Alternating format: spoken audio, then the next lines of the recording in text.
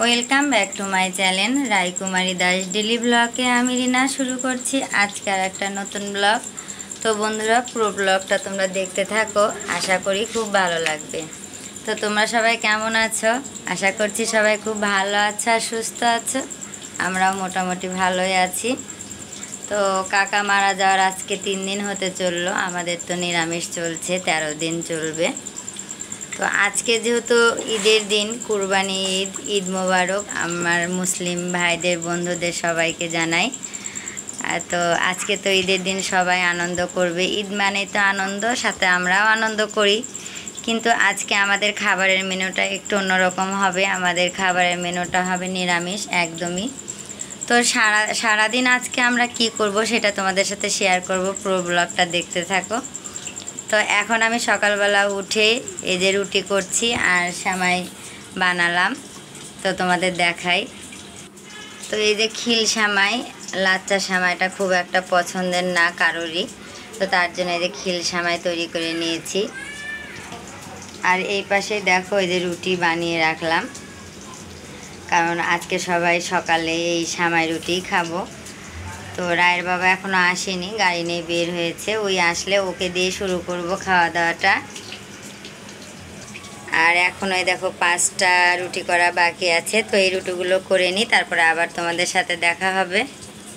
রুটি বানানো আমার কমপ্লিট, তারপরে চলে আসলাম ঘরে। আর ঘরে এসেই মনে করছি যে বিছানাটা আগে গুছিয়ে নিই, বাসি বিছানাটা অনেকক্ষণ ধরেই পড়ে আছে। আর সকাল সকাল এই জন্যই নাস্তাটা তো করে নিলাম, কারণ রায়ের বাবা তো আজকে ঈদের দিন, আজকে সকালের নামাজ পড়বে, সেই ভাড়াটা মারার, ওই জন্য সকাল সকাল চলে গেল। তো আমি আগে সকাল সকাল খাবারটা তৈরি করে নিলাম যে এসে যাতে খেতে পারে, আজকে তো কোনো দোকান খোলা থাকবে না, তার জন্যই।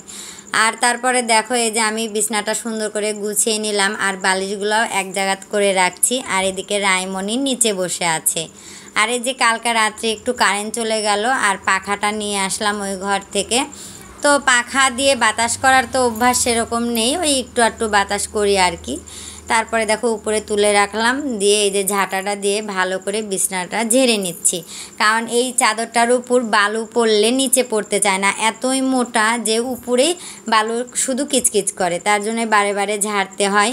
তো বিছানাটা গুছিয়ে আমি রায়ের জন্য হরলিক্স করব। এই যে এই হরলিক্সটা মলয় এনেছে ওর বুনুর জন্য, তো আজকেই করছি। জল গরম করে নিয়ে আসলাম, 1 গ্লাস জল গরম করে এনে দেখো বড় চামচের 1 চামচ দিয়ে দিলাম, আর একটু সামান্য ঢেলে দিচ্ছি। ঢেলে দিয়ে যে মুখটা খাপটা লাগিয়ে থুচ্ছি, তারপরে এখন নাড়াচাড়া করব। আর এই যে জলটা ঢেলে দিচ্ছি, দিয়ে রায়মণিকে বলছি তোমার কেমন লাগে এই হরলিক্স খেতে? তে বলছে খুবই ভালো লাগে। তো জল দিয়ে গোলাচ্ছ কেন? কারণ এর আগে ওই বেশিরভাগ হাতে করে নিয়ে জিভা দিয়ে চেটে চেটে খেত, তো আজকে এই যে গরম জল করে ওকে গুলিয়ে দিচ্ছি। তো বারে বারে করে দেখছে যে হরলিক্সটা কেমন দুধ দুধ লাগছে দেখে, অন্য হরলিক্স তো লালটে হয়, আর এটা দুধ হরলিক্স। তো বারে বারে দেখছে। দেখো বন্ধুরা, আজকে বানাইছে মা হরলিক্স। এই দেখো,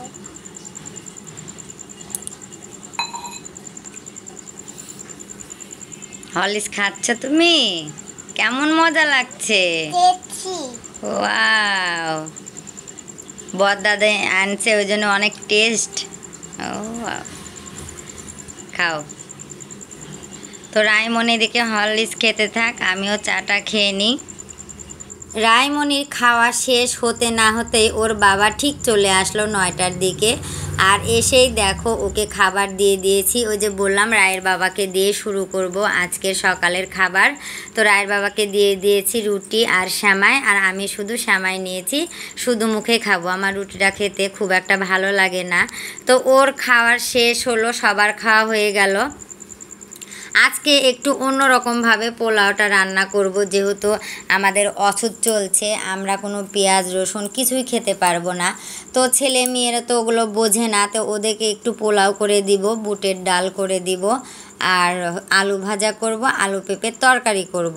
তো আজকের পোলাওটা হবে অন্যভাবে, যেরকম আগেকার মানুষরা করতো। আমার কর্তা গল্প করে যে গরম জল ফুটবে, জল টকবক করে ফুটবে, আর ওই জলের মধ্যে এলাচ, লবঙ্গ, তেজপাতা, গোলমরিচ, জিরা এগুলো দিয়ে ভালো করে ফুটিয়ে ফুটিয়ে একটা কষ বের করে নিতে হবে। একটা কালচা কালচা কষ হয়, সেই কষ বের করে নিতে হবে। তারপরে ওই জলটা ঠান্ডা করে ছেঁকে নিতে হবে। তারপরে এই দেখো আমার প্রেশারে মনে হয় ডালটা হওয়া ভাব। আর এই যে মিষ্টি কুমড়াটা নিয়েছি, এটার একটু পাট ভাজা করব। তো আজকে করব কি না এটাও ভাবছি, কারণ আলু ভাজা করব, পেঁপের তরকারি করব, অনেক কিছুই হয়ে যাবে।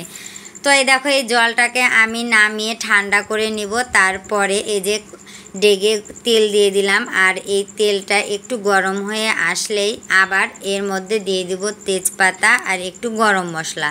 যেহেতু ওগুলো তো একদম কষ বের হয়ে গেছে, ওগুলো ফেলে দিয়েছি, শুধু জলটা রেখেছি। আবার নতুন করে এই তেজপাতাটা ফোড়ন দিচ্ছি। দেখি আজকে এইভাবে পোলাও রান্না করে কেমন লাগে, তাহলে আবার এইভাবেই খাবো। যেহেতু আমরা অতিরিক্ত পেঁয়াজ রসুন খেয়ে খেয়ে অভ্যস্ত, নিরামিষভাবে খাওয়াই হয় না, তো আজকে একটু অন্যরকমভাবে করছি, বেশ ভালোই লাগছে। তো এই দেখো চালটা ধুয়ে ছাঁকা দিয়েছিলাম, এই ছাঁকনিতে একদম জল ঝরে ঝরঝরা হয়ে গেছে। এখন আমি ভালো করে ভেজে নিব চালটাকে। এই চালটা যত ভালো ভাজা হবে তত পোলাওটা ঝরঝরা হবে। তো এই ভাজা হয়ে গেলে কিন্তু আমি ওই যে জলটা ছেঁকে রেখেছি, ওই জলটা কিন্তু ঢেলে দিব। আর একদম সাদা ফুরফুরে কিন্তু ভাত হবে, ওই রকম কালো হবে না কিন্তু দেখতে।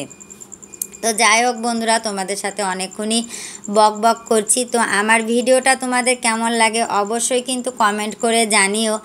আর তোমরা যে কমেন্ট করো, ওই কমেন্ট দেখার পড়ার অপেক্ষাতেই থাকি। একটা হোক, দুটা হোক, তিনটা হোক, যেরকমই কমেন্ট করো না কেন, পড়তে বেশ ভালোই লাগে। তো আমার প্রিয় বন্ধুরা সবাই আমার পাশে আছো, আমিও সবার পাশে আছি। এইভাবেই যেন থাকি সবাই সবার পাশে। তো এই দেখো মাকে বললাম কর্তা পেঁপে আলুটা ছিলে দিয়েছে, আর মা বসে বসে টুকরা টুকরা করে কেটে দিচ্ছে। আর এদিকে আমি কিন্তু ভাতটা নামিয়ে নিয়েছি আর ডালটাও করে নিয়েছি। তো এখন বাকি থাকলো এই পেঁপের তরকারিটা আর আলু ভাজাটা। যেহেতু কাটা হয়নি, কড়াইয়ে তেল গরম করছি আর গ্যাসটা আস্তে করে দিয়েছি, যে কখন কোটা হবে আবার ধুয়ে ফোড়ন দিয়ে কড়াইয়ে তুলে দিব। তো তেজপাতা, গরম মশলা আর জিরে ফোড়ন দিয়ে আলু পেঁপে তুলে দিয়েছি। আর এদিকে পাটাতে আদা, জিরা আর গরম মশলা বেটেও নিয়েছি। আর এই যে মুখটা একটু একদম কেমন হয়ে আছে সেমাই খাওয়ার পরে, তার জন্যই আলুর পাঁপড় ভেজে নিলাম। আলুর পাঁপড়টা ভাজা হলো, আমি একটু খেয়ে নিলাম আর গোপালকেও একটু দিয়েছি। দিয়ে দেখো রান্না কমপ্লিট করে আমার একটা ম্যাক্সির ছিট আনা হয়েছিল, ষষ্ঠীর দিন রায়ের বাবা গিফট করেছিল। সেই ম্যাক্সিটা আমি নিজেই বানাচ্ছি।